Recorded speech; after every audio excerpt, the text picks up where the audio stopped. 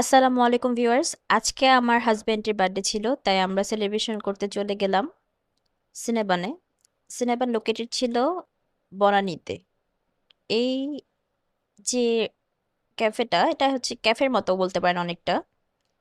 তো এই ক্যাফেটা ছিল খুবই ছোট স্পেসের মধ্যে, কিন্তু আমার কাছে বেশ ভালো লেগেছে। ওদের হচ্ছে লাইভ কিচেন, যার ভিতরে রান্না হচ্ছে তা আপনারা দেখতে পারবেন।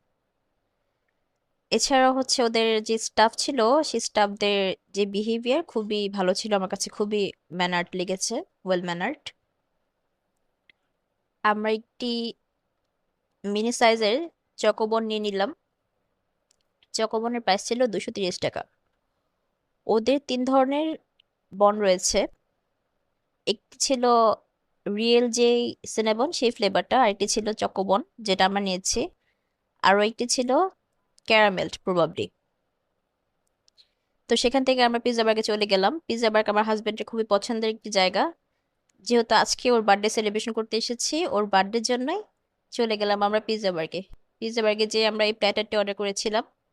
আজকের মতো ভিডিওটি এখানেই শেষ করছি ভিউয়ার্স। দেখা হবে নতুন কোনো এপিসোডে। ততদিন পর্যন্ত সুস্থ থাকবেন, সুন্দর থাকবেন। আল্লাহ হাফেজ।